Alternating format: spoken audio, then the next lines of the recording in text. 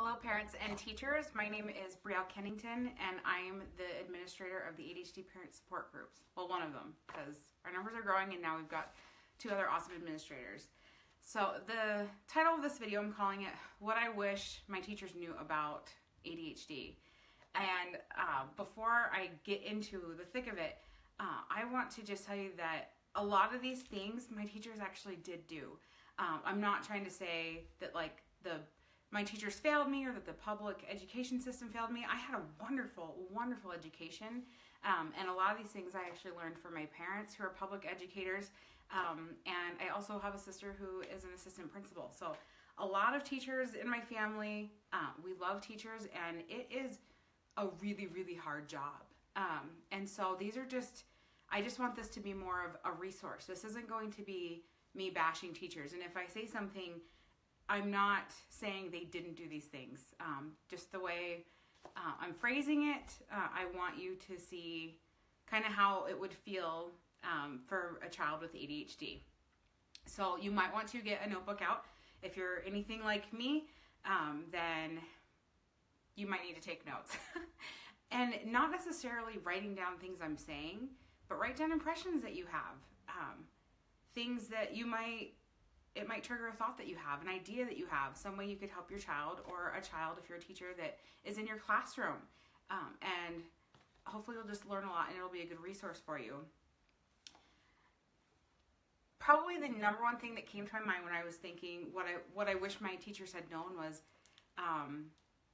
how much I wanted to please them and how much I cared about what they thought of me and how sensitive I was. I think that sometimes ADHD kids can almost look like they don't care. They put off this front like, I don't care, or that they seem like they are not following directions on purpose, or they're being disobedient on purpose.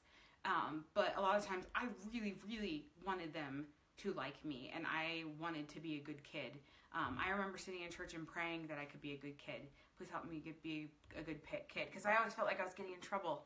And teachers may not realize that this happens with my son who has ADHD. He says, I got in trouble at school today. If I talk to the teacher, they'll say, oh, I just asked him to put something away. He is so sensitive that he feels like he got into trouble because he cares about what she thinks about him. And so they're just really sensitive. I was really sensitive. But these things aren't going to be a one-size-fits-all. Some things are going to work for some kids and some things aren't. That's the trouble with it. That ADHD is so broad. There's sometimes kids with ADHD struggle with memorizations and some kids don't. Some kids need to have music playing while they're doing something, or if you're like me, you need silence, that type of thing. So I just really wish they'd known how much I really cared about their opinion. If I got a paper back from them, just a little note on there with their thoughts would have totally made my day. That's what type of kid I was. I wish they would have known how hard I was trying. I think that sometimes it seems so easy. You put a worksheet in front of a child and you just think, just do it. All the other kids are doing it, like, just do it, do the worksheet.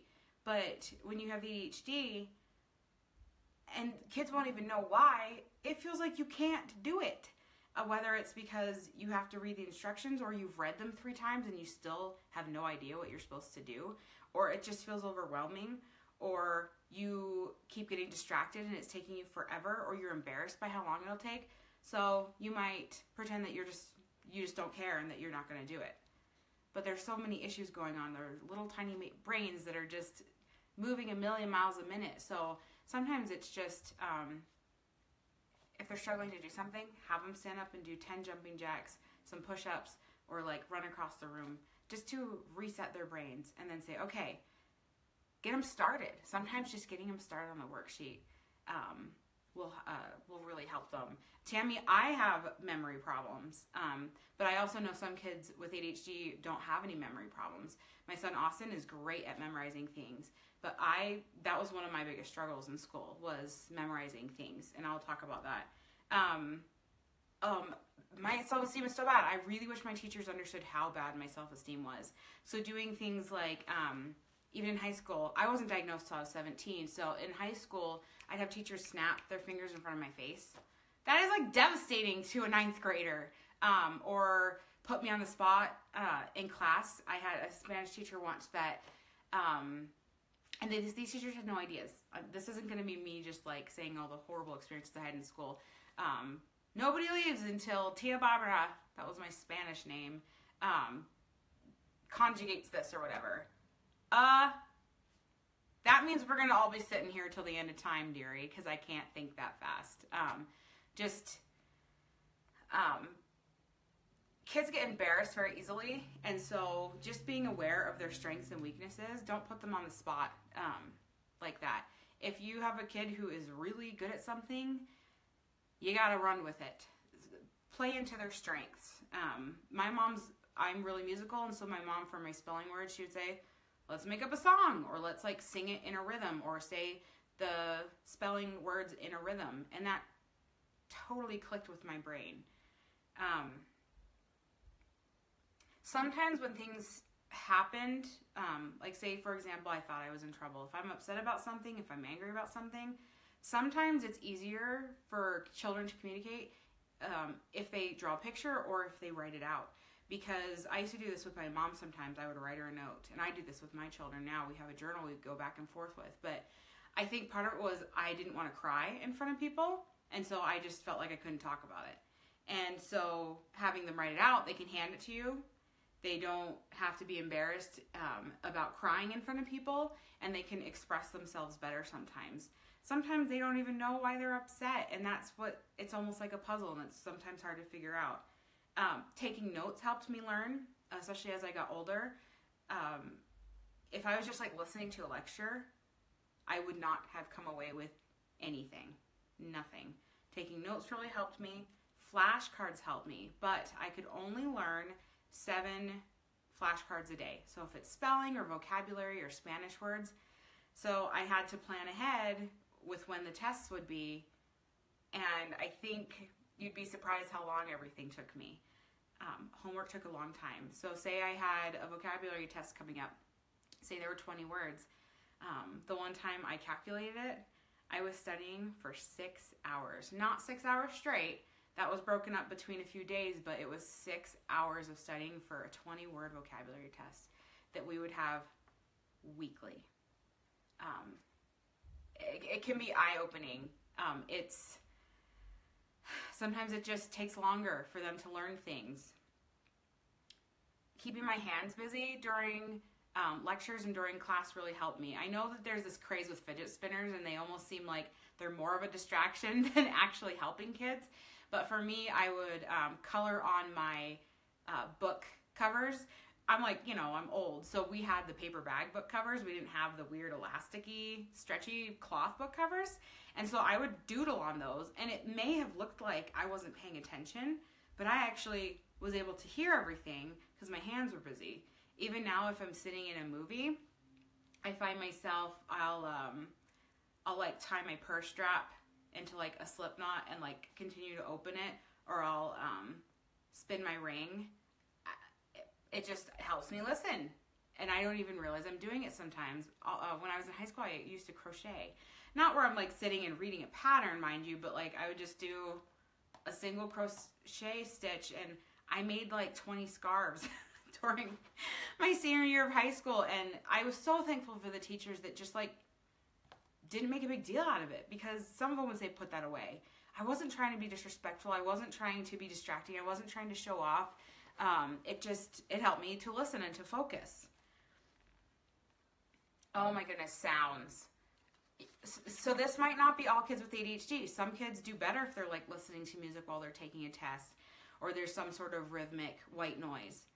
Not me. I think that's like something, a lot of my anxiety is even, I get a physical response from noises and sounds. Clocks ticking. Holy crap, it even messes up my breathing. People tapping. Like if a lawnmower is going on outside. Even now as an adult, I'll like feel this, like just this, I feel like anxiety, aggravation, I'm being pulled in different directions, unable to focus, flustered feeling, and then the dishwasher will shut off. And it's like a weight has been lifted, like a deep breath. It's like a sigh of relief. And kids sometimes are feeling that all day long. Think about if you have a classroom of 22 kids and you've got the air conditioning unit running, you've got someone over tapping their leg. When I was trying to take my SATs, there were some kids sitting next to me tapping his pencil and some other girl like making this weird like sniffing sound. I'm like, blow your nose. They don't realize that like every little sound pulls me out, pulls me out, pulls me out. And then I have to reread something 3 or 4 times to understand what it's trying to tell me. Sometimes audio versions are better.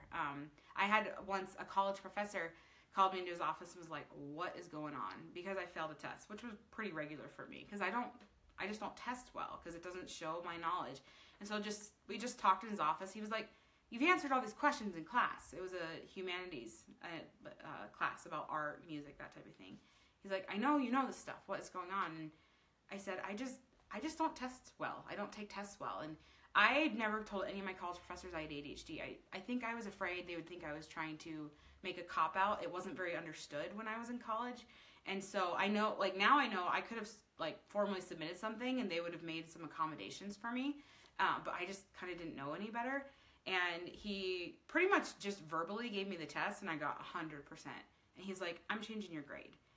You can do that. You can ask for that in your 504 meetings, that they are given their tests, or that might be more of an IEP because it's more special care, but even just getting your kids started, reading the test out loud can really make a big difference.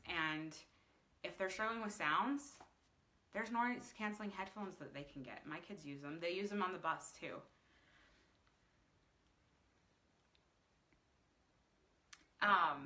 Don't take away recess. Do not take away recess. They're behind. They're probably always going to be behind, but taking away recess is not going to help anybody. There's other ways. There's other things that you can do to make different situations work. If there needs to be some sort of consequence, it doesn't have to be recess. And I know that it's hard sometimes to incorporate different things, but kids need recess. And kids sometimes need extra activity too. Sometimes if we're trying to do homework with my kids, or I'm like struggling to like do something with my work, I'll just stop and just like in place, run in place, do like 10 jumping jacks, some push-ups, some sit-ups, and then sit down and start fresh because you're getting like chemicals released in your brain. And so just try something different. Even if it's maybe taking some deep breaths, playing a YouTube relaxation for your kids in the middle of the day even. Our favorite is the Secret Treehouse. Those types of things can help reset the brain, and then kids won't feel as anxious. Oh my goodness, filling out my agenda, best thing I did in elementary school. I started in the 3rd grade, and they gave us this agenda, and by that time I was switching for some of my classes, so I had a class where I would go to like the class next door. And so, but even all the different subjects, we'd have a spot for the different subjects, and I would write my homework, and then the teacher would go around the classroom and like kind of like initial or stamp it. And then when I got home, my parents would stamp it or initial it or whatever. That put habits into place that have made it so that I could go to college, be a successful adult, not be a completely failing at parenthood, because that's something you need to do as an adult. You need to be able to schedule your time. You need to be able to pay your bills on time. You need to be able to keep appointments. It seriously changed my life. It taught me organization. I took it a step further, and I did this completely on my own. I used different color highlighter for each subject, and then I matched my binder and colored my book cover, my paperback book covers to match. So all the colors were the same, because I remember standing at my locker in middle school. All my books are there, all my folders are there. I'm like trying to get to the bus, and there's always that anxiety that I'm going to miss the bus, even though I've never missed the bus in my life. And holy crap, I don't know what to take. And not everything will even fit in my backpack, so it's not like I can just take everything. But that was my reality as a child and something I stressed about. So it was easy to have my agenda open, and all I had to do was look at the colors. And if there was something there, I just grab it. That helped me a ton. It taught me organization. So you can implement that with your classrooms or just with your kids individually if they're struggling with that. Oh, tests. Tests did not show what I knew. Standardized tests probably thought I was like a robot or like not present or in the wrong grade. Like my SATs, and even in college, I graduated with a 3.5. It's not like I was stupid. I'm actually very intelligent, but I just didn't do well with tests. And I think part of it was, knowing now, I probably would have brought earbuds to the testing center or headphones. And just, even if I could have gone into a room by myself and read it out loud to myself, that could have helped. But tests just did not show my knowledge. So I hate tests. I think there's other ways of showing what you know. I really loved projects, and that would make up for it. Something I wish they would have known is I don't always mean what I say, because I don't process my thoughts sometimes before I say them. So for example, here's a story. This one wasn't at school, but my sister was visiting with her little baby, and I mean, as a, young teen, preteen, like, that's a little stressful. It's something different, something new, and I kept having to do the dishes, and there was no bowls for cereal in the morning for me to like get ready and eat my cereal. So I'm stressed out about that, and then I look over and she's like using like the last bowl to feed her baby rice cereal. And I said, Gavin's taking all the bowls. And it sounds ridiculous. Gavin's a baby. Gavin needs to eat too. It sounds ridiculous. It sounds super immature. What I failed to say was, I'm feeling anxiety about getting to school on time. I'm feeling frustrated that the last of the bowls being used. I've had to do the dishes extra this week. No one else has helped with the dishes. It's my responsibility, and now I don't even have a bowl to eat with. Like, I couldn't verbalize those things. I couldn't say those things. So sometimes kids will say things, they don't mean what they say. It almost sounds ridiculous. Or they'll say things that don't fit into the conversation at all. I had a wonderful group of friends where they'd kind of I'd say something totally weird, and they'd kind of look at me, and then my friend Sarah would say, like, where did that come from? And then in my mind, I would link everything that was said and how it connected in my brain and led me to that. And it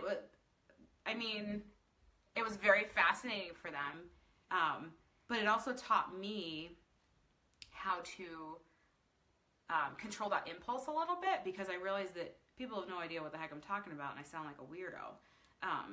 So you can ask a child that, like, how did you make that connection? Or what led to that in your mind?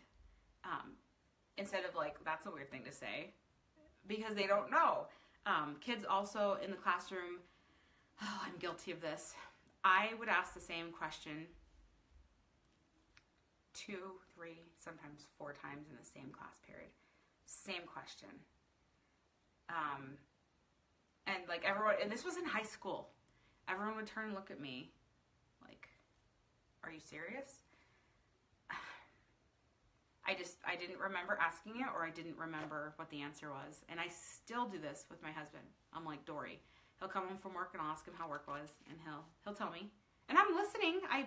I'm like, it's not that I don't care or that I ask without wanting to know the answer. A little while later, I'll ask him again, and he'll answer. And then he knows I'm self-conscious about it, so he'll answer. And then when it's like third time, he'll like kind of make a little face, and I'm like, did I already ask you? And he'll say yes. I'm like, what was the answer? And sometimes that's what it takes to kind of snap me back into it. So I think that taking notes helped me overcome that a little bit. And I also learned in the classroom, if you have an ADHD kid who's like hand happy or blurting things out, I started counting. I think my number was 5. There had to be 5 other comments or people answering before it was my turn again. I made up that rule for myself, and I actually still use it in church, at parties, at book club, because I have something to say about everything. Part of it is I want to add value to everybody's life, and there's always something to say in response to everything because there's always a thought there, and you almost feel like you have to say it or the thought is gone. At least that's how it feels like for me with my ADHD.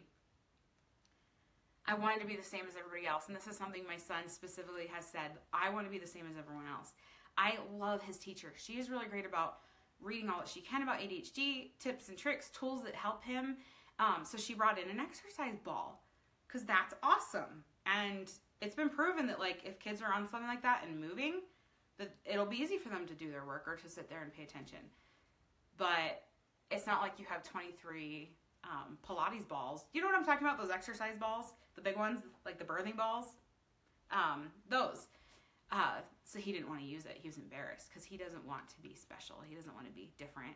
And so what she did is she put everyone's name in a jar and she pulls names and they take turns doing it. I wish my teacher would have done that. Things like that make me feel included without, and like help me, but without alienating me and making me feel weird.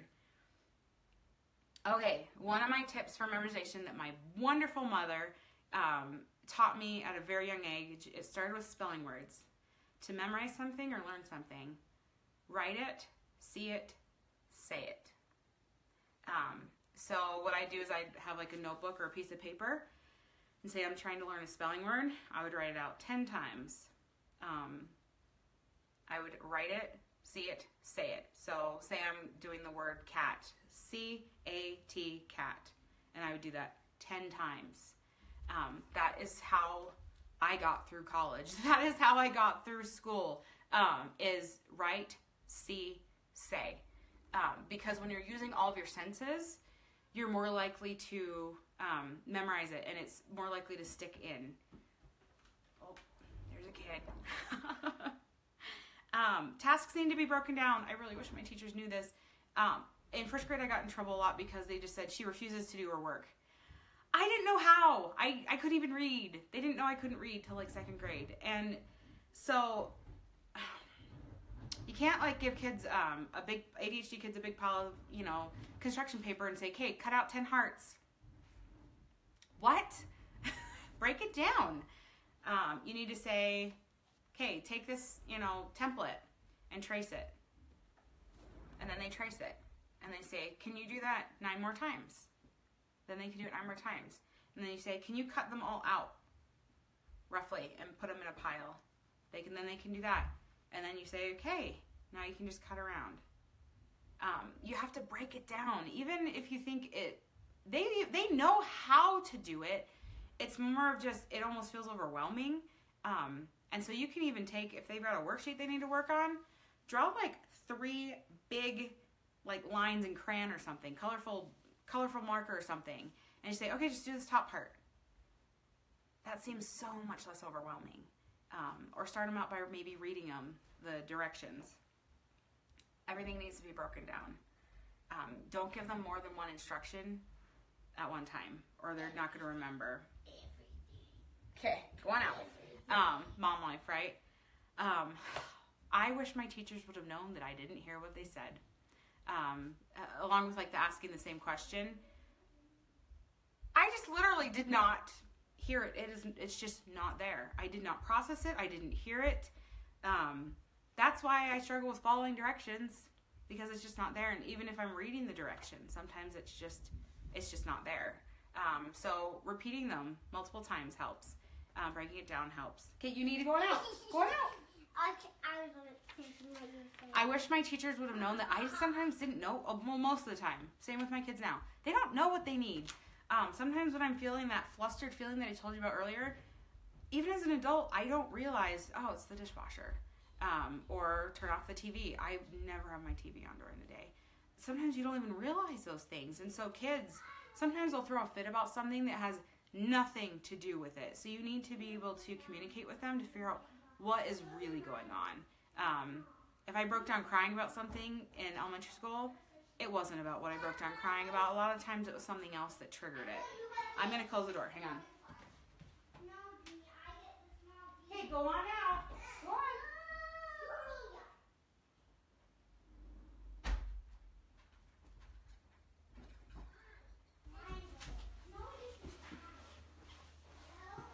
on. Okay, mom life, right? I have 3 kids. 2 of them are ADHD. 1 inattentive and oppositional defiance disorder, and 1 hyperactive with anxiety and depression. So they're different. Let's see. I think that's it. I think I covered all the things I could think of. Let me see if there's any questions.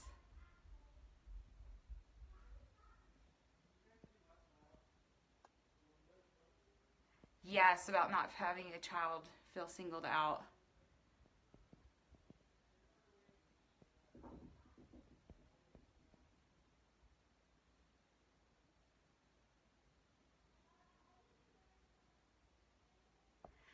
So Tammy, your child might actually not remember. The other day I was going to take my laundry out of my dryer, and I just didn't. I forgot what I was doing. You think that would be kind of impossible, and it's kind of embarrassing, but it's the truth. I came back later, and the door was open, and the basket was there empty, and I'm like, I never did that. I never actually took the clothes out of the dryer. Something else popped up, and I went in a different direction. It happens, and as far as he doesn't do it right, it's a learning curve. If I ask my son to wipe the table, he wipes it, and he does, he usually doesn't do that great of a job. He's 9. And so what I'll do is I'll say, I really appreciate you contributing to the family and doing this for me. And then I will show him how. I will make little tweaks, not like overhaul, but just say, oh, well, when you're doing it, you got to really pay special attention to where Junie sits because she's 3 and she usually spills a lot of food. So I never would say that he doesn't do his chores right, because then he feels unappreciated and he's going to think, well, what's the point? She's not going to like what I'm going to do anyway, so why should I do it? So you have to be really careful, because kids are really sensitive, especially with ADHD. They feel feelings very, very, and emotions very strongly.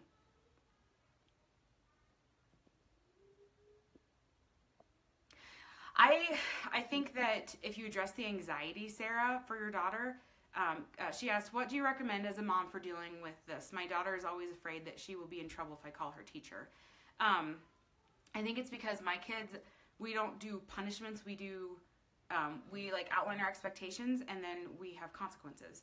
And so I think also just a lot of positive self-talk for those children, and the mind, body, and soul time that they talk about in the book that I recommend in pretty much every single one of my videos. If I have to tell you one more time, and I've done even a video just on that book, but that, I think that just even you can say, you're not in trouble. I just want to make sure that you're feeling happy at school and that you're having a good, positive experience. I didn't want my teachers talking to my parents because I was afraid that they would tell them something bad about me. Even though I was a really good kid, I didn't ever want to break the rules. If I broke the rules, it was never intentional. Oh, yeah, Sarah, I'm so sorry your daughter's dealing with that. My daughter is really struggling with self-esteem. Her teacher is often calling her out, and it's mortifying for her. Yeah, you can specifically talk to the teacher. Give the teacher the benefit of the doubt. A lot of times they don't even realize it. They might be thinking that they're helping them step out of their comfort zone, or give them a chance to speak, or if they know that they have something great to offer, they might be calling on them. And so just have a conversation with them. Just be matter of fact, and just be friendly. I think sometimes we get in mama bear mode when we see our kids hurting, but teachers are people too, and they have a really hard job, and it's hard to know each of the needs for each individual child. So I would just say, I just want to give you a heads up that my daughter is feeling, she feels embarrassed when she gets called on during this and this situation. Just let them know. They probably have no idea. And if I was a teacher, I'd want to know. And then I would make sure that I don't, like when I was a youth leader for a young women's group, there were girls that I knew were not comfortable praying in front of people, so I didn't call on them. And it's because I knew. But if I didn't know, then I was probably mortifying them as well and calling on them to say a prayer in front of people. So communication is so, so important. Let me see if there's any other comments. I think I already addressed that one. I hope this was helpful. Okay, that's all the comments for now. So if you're watching the recording, well, thanks everyone for watching live. And, and Tiffany also suggested Wilma Jean, The Worry Machine is an awesome book about a little girl with anxieties at school. I highly recommend it. And ditto that. I think that reading helped me connect to characters and to overcome some of the things I was struggling with as a kid. So I loved it when my teachers read to me. That's another thing you can, a little bit of advice you can take with you. So thank you so much for watching live. And even if you're watching the recording, if you have any additional questions for me, if you're a teacher or a parent, leave it in the comments and I will get back to you. And I hope you guys have a wonderful Sunday.